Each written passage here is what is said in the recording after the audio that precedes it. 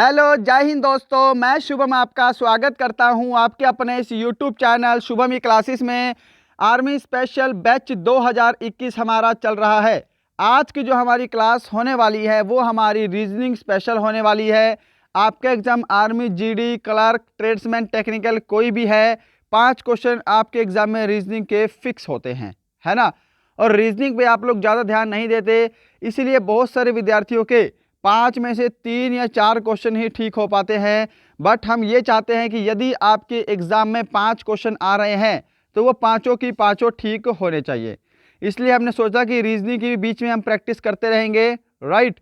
तो आज हम रीजनिंग यहाँ पर टोटल 15 प्रश्नों का प्रैक्टिस करेंगे। ये हमारा प्रैक्टिस सेट होने वाला है, ओके। और मैं ये चाहता हूँ कि आपके इस 15 में से 15 की 15 क्वेश्चन ठीक हों आज भी। तो चलिए अपनी क्लास शुरू करते हैं। मैं उम्मीद करूँगा आपको बहुत ज़्यादा हेल्पफुल लगने वाली है। तो देखिएगा, अपना कॉपी पेन भी साथ में लेकर बैठिएगा। कुछ प्रश्नों में आपको कॉपी पेन की भी हेल्प लेनी पड़ सकती है, ओके। तो शुरू करते हैं। आज का पहला क्वेश्चन आपके सामने स्क्रीन पर, जल्दी से आंसर दीजिएगा। बताएं कि इनमें से कौन सा एक ऐसा है जो अन्य से भिन्न है। ऑप्शन आपके सामने है, फटाफट से आंसर दीजिएगा। इसमें क्या लॉजिक फॉलो हो रहा है।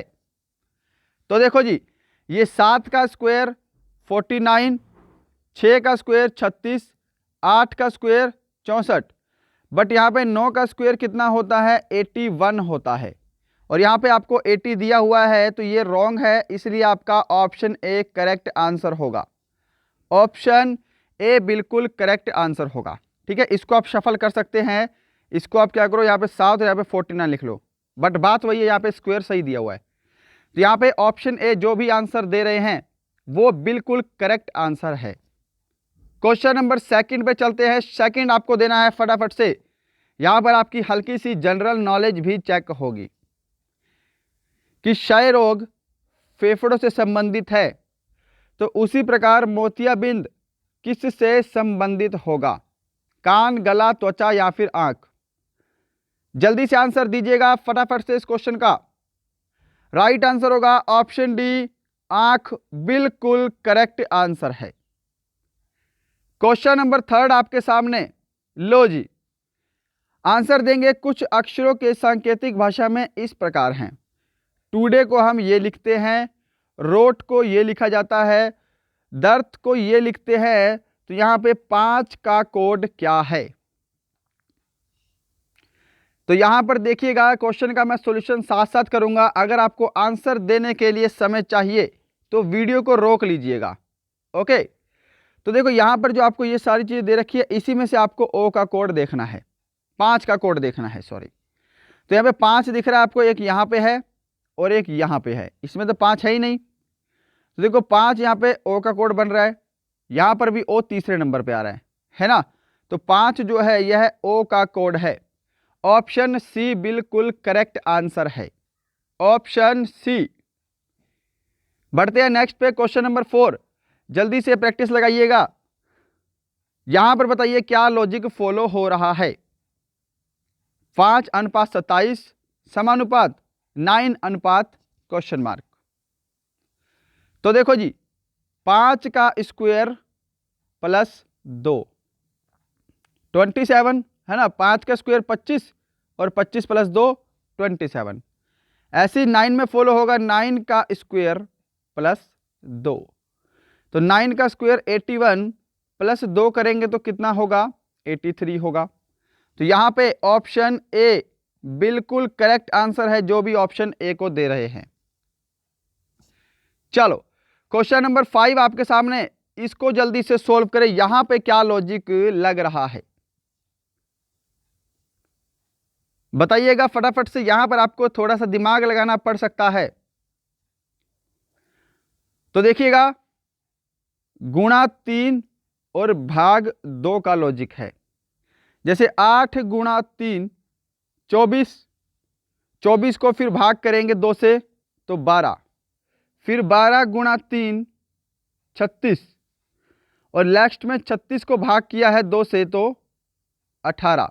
ये सेटिस्फाई हो रहा है। तो 12 गुणा 3 क्या होगा, 36 होगा। ऑप्शन बी करेक्ट आंसर होगा। यहाँ पे ऑप्शन बी जिन्होंने भी आंसर दिया है ना, वो बिल्कुल करेक्ट आंसर है।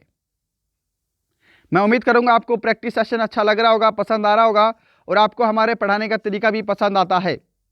तो इस वीडियो को अभी से अभी लाइक कीजिएगा, जो भी हमारे फ्रेंड इस वीडियो को देख रहे हैं। यदि आपने अभी तक लाइक नहीं किया है, आपको वीडियो अच्छा लग रहा है तो लाइक ज़रूर कीजिएगा। यदि आपका कोई फ्रेंड आर्मी की तैयारी कर रहा है तो उसको हमारा यह वीडियो, हमारा यह चैनल ज़रूर शेयर करेंगे। और अगर आप हमारे इस चैनल पर नए हैं, आपने अभी तक सब्सक्राइब नहीं किया है, तो हमारा ये चैनल ज़रूर सब्सक्राइब करेंगे ताकि हमारी फैमिली और अच्छी ग्रो कर सके। तो देखो जी, यहाँ पे बोला है यदि किसी सांकेतिक भाषा में हॉस्पिटल को ये लिखा जाता है तो पोस्टल को कैसे लिखेंगे, बताओ जी फटाफट से। तो यहाँ पर देखिएगा, यहाँ पे कुछ करना नहीं है। पोस्टल जो है ये हॉस्पिटल में ही देखो ये सारे वर्ड आपको दिखाई देंगे। तो यहाँ पर डायरेक्ट इनके कोड की वैल्यू उठा के रख दो। यहाँ पे H का कोड इन्होंने 3 रखा है, O का कोड यहाँ पे 2 रखा है, S का कोड यहाँ पे 5 रखा है। ऐसे सबके कोड अलग अलग से इन्होंने रखे हुए हैं। ओके, तो देखो पोस्टल में P का कोड देखो, P चौथे नंबर पे आ रहा है, तो चौथे नंबर पे क्या है आपका 7 है, तो P का कोड 7 हो गया। O का कोड O सेकंड नंबर पे है, सेकंड नंबर पे 2 है, तो 7 हो गया, 2 हो गया, राइट। अब यहाँ पे बात करेंगे S की। S तीसरे नंबर पे है, S का कोड 5। T देखो लास्ट से तीसरे नंबर पे है, तो लास्ट से तीसरे नंबर पे क्या आएगा हमारा, यहाँ पे 6 आएगा। A सेकंड लास्ट है तो 1 आ गया, और L लास्ट है तो 8 आ गया। ये आपका पोस्टल का कोड बनेगा। कौन सा ऑप्शन मैच कर रहा है? 725 618 618 ऑप्शन बी आंसर होगा जी इसका। ऑप्शन बी जिन्होंने भी आंसर दिया है उनका आंसर बिल्कुल करेक्ट है। क्वेश्चन नंबर 7, 15 में से 15 का ही मैंने टारगेट दिया है आपको। क्वेश्चन एक भी आपका कम नहीं होना चाहिए, 15 में से आपको 15 का स्कोर करना है। यदि हो सके तो 14 भी चल जाएगा, बट इससे कम नहीं जाना है ना। अगर आपका कम इससे स्कोर आ रहा है तो आपको फिर प्रैक्टिस की वाकई में बहुत ज़्यादा ज़रूरत है। क्वेश्चन नंबर 7 है, 23 विद्यार्थियों की कक्षा में राम और श्याम का क्रमांक 13वां और 14वां है, अंतिम से उनका क्रमांक क्या होगा? तो देखो जी, 23 विद्यार्थी हैं, राम का क्रमांक इधर से 13वां है, तो अंतिम से क्या होगा? तो ऐसे प्रश्न में हमेशा याद रखना कि जो टोटल विद्यार्थी हैं इसमें आप क्या करो, हमेशा 1 प्लस कर दो। ओके, टोटल 23 विद्यार्थी हैं, 1 प्लस कर दो और आप एक साइड माइनस कर दो 13, तो आपके सामने आएगी सेकंड साइड। समझ पाए हो? देखो, total plus 1 minus first side, यहां से आपकी क्या निकल आएगी? सेकंड साइड निकल आएगी। तो अप्लाई करके दिखाता हूं। देखो 23 विद्यार्थी हैं, 23 में क्या करो, 1 जोड़ दोगे 24 हो जाएंगे, और अगर यहां पे हम 13 माइनस करेंगे तो जो राम का अंतिम से स्थान होगा वो कितना आएगा? यहां से 11 आएगा। करेक्ट है बात? ऐसे ही टोटल विद्यार्थी हमारे 24 हो गए, टोटल प्लस 1 24, और इसमें 14 और माइनस कर देंगे तो शाम का भी लास्ट से स्थान आ जाएगा कितना? 10वां। तो ऐसे इसको सोल्व कर सकते हैं हम फटाफट से। ऑप्शन सी करेक्ट आंसर होगा, टोटल प्लस। क्वेश्चन नंबर 8 है आपके सामने स्क्रीन पर, जल्दी से आंसर दीजिएगा कि डाउन को FQYP लिखा जाता है तो उसी भाषा में विद को किस प्रकार लिखा जाएगा? तो देखो यहाँ पे सिंपल सी बात है, यहाँ पे लॉजिक क्या फॉलो है। देखो D के बाद क्या आता है? E आता है, D के बाद E आता है, E छोड़ के यहाँ पे इन्होंने F पुट किया है। O के बाद P आता है, P छोड़ के Q पुट किया है, यानी कि एक अल्फ़ाबेट छोड़ के अगला अल्फ़ाबेट ऐड किया है। समझ गए? ऐसे ही देखो यहाँ पे W है, W के बाद क्या आता है? X आएगा, X छोड़ के यहाँ पे वाइट पुट किया है यहाँ पे। ओके, तो X हट गया। ऐसे ही I के बाद J आता है, J छोड़ के इन्होंने K पुट किया है ना। तो Y K से आपका स्टार्ट होगा, जो कि ऑप्शन सी दिखाई दे रहा है। ऑप्शन सी ही इकलौता ऐसा ऑप्शन है जो Y से स्टार्ट हो रहा है। आगे आपको चेक करने की जरूरत ही नहीं है, आप ऑप्शन सी को डायरेक्ट आंसर कर सकते हैं। Got it? मैं उम्मीद करूंगा सभी को समझ आ रहा होगा और सभी का आंसर सही भी आ रहा होगा। क्वेश्चन नंबर 9 देखो, अब ये वाला क्वेश्चन मोस्ट इंपॉर्टेंट है, इसको अच्छे से सॉल्व कीजिएगा कि A B से छोटा है, E से लंबा है, C सबसे लंबा है और D A से थोड़ा छोटा है परंतु E से लंबा है, सबसे छोटा कौन सा है? तो देखो, यदि मैं बोलूँ ए बी से लंबा है तो इसको हम ऐसे लिख सकते हैं ना, जिसकी साइड ये मुंह खुला होगा वो बड़ा होता है, ये ध्यान रखिएगा। ये मैं आपको बेसिक बता रहा हूं, अब मैं आपको बताता हूं ये कैसे सोल्व होगा। तो आप पहले इसको कॉपी पेन लेकर खुद से सोल्व कीजिएगा, और यदि आपको बिल्कुल भी आइडिया नहीं है तो इस सॉल्यूशन को देखें। देखो, हम क्या करेंगे, सभी का साइन जो है वो एक ही दिशा में कर लेंगे, और वो कैसे करेंगे, ए बी से छोटा है, यानी कि आपको पता लग गया कि बी जो है वो लंबा है ए से, है ना। अगर ए बी से छोटा है तो बी ए से लंबा है, हमने साइन ऐसे कर लिया। ए बी से छोटा है और ई से लंबा है, ए बी से तो छोटा है परंतु ए जो है वो ई से लंबा है, तो यहाँ पे ई से लंबा हो गया भाई, राइट। सी जो है वो सबसे लंबा है, तो सी को तो सबसे लंबा है आप इधर डाल दो, है ना। और डी ए से थोड़ा छोटा है, डी जो है ए से थोड़ा छोटा है परंतु ई से लंबा है, तो डी आपका बीच में आ गया, ए से तो छोटा हो गया और ई से लंबा हो गया। समझ पा रहे हो ना, बस आपकी ये सीरीज बन गई।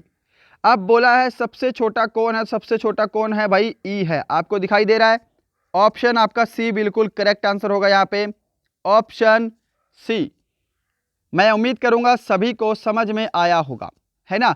ऐसे क्वेश्चन में हम क्या करेंगे, सभी का जो साइन है वो एक ही साइड कर लेंगे। चलो क्वेश्चन नंबर 10 का आंसर देंगे फटाफट से। मोस्ट इंपॉर्टेंट, आपके एग्जाम में कई बार पूछा गया है ये वाला क्वेश्चन और रिपीटेड क्वेश्चन है, जल्दी से आंसर दीजिएगा यहां पे क्या लॉजिक फॉलो हो रहा है। तो यहां पर आंसर आने लग गया, देखो 2 का स्क्वायर, ये 3 का स्क्वायर, ये 4 का स्क्वायर, ये 5 का स्क्वायर, ये 6 का स्क्वायर, आगे 7 का स्क्वायर आएगा। 49 ऑप्शन ए करेक्ट आंसर होगा। यहां पे सभी का स्क्वायर किया गया है। क्वेश्चन नंबर 11, लो जी, किसी कक्षा में रोशन का स्थान ऊपर से 11वां और नीचे से 31वां है, कक्षा में कुल विद्यार्थियों की संख्या क्या है। तो देखो, एक तो क्वेश्चन मैंने आपको पहले करवाया है कि total plus 1 minus first side बराबर सेकंड साइड, है ना। अब यहां पर देखो, अगर एक ही व्यक्ति 2 बार रिपीट हो और आपसे बोल दे कि कुल विद्यार्थियों की संख्या कितनी है, तो क्या करोगे, इन दोनों को जोड़ दोगे, 11 और 31 को जोड़ दोगे, कितना बनेगा यहाँ पे आपका 42 बनेगा। अब क्योंकि एक ही विद्यार्थी 2 बार जोड़े गए हैं तो हम एक बार का विद्यार्थी माइनस कर देंगे, 41 आपका करेक्ट आंसर होगा यहां से, ऑप्शन सी 41 आपका राइट आंसर होगा। समझ पाए हो ना। चलो क्वेश्चन नंबर आपके सामने है 12, लो जी, डायरेक्शन से क्वेश्चन आपके एग्जाम में 100% हर शिफ्ट में आता है, डायरेक्शन से, और आपको ब्लड रिलेशन से भी देखने को मिलता है। तो अगले 2 प्रश्न आपके डायरेक्शन से हैं और लास्ट के 2 प्रश्न आपके ब्लड रिलेशन से होंगे। तो देखो यहां पे क्या सीरीज है, आपको पहले डायरेक्शन पता होनी चाहिए। डायरेक्शन होती है, ये आपका पूर्व होता है, ये आपका पश्चिम होता है, ऊपर उत्तर है और नीचे आपका दक्षिण है। Got it.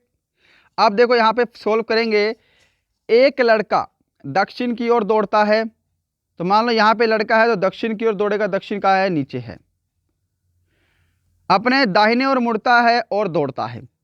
अब ये दक्षिण ओर मुड़ता है तो उसका मुंह इधर है, दाहिना आपको पता है क्या होता है, राइट साइड होता है, तो राइट साइड दौड़ेगा तो वो इधर दौड़ेगा, है ना। उसका मुंह दक्षिण की तरफ है तो राइट साइड इधर दौड़ेगा। फिर वह अपने दाईं ओर मुड़ता है, अब देखो उसका मुंह इस तरफ है तो उसका दायां इधर ही होगा, दाईं ओर गया,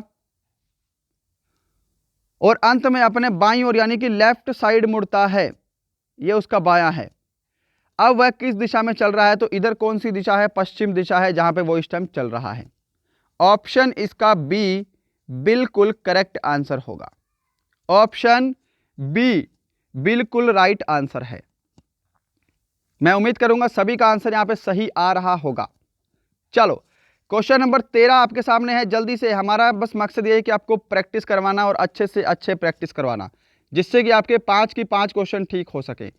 और अगर मैं टॉपिक वाइज करूंगा तो काफ़ी टाइम हो जाएगा।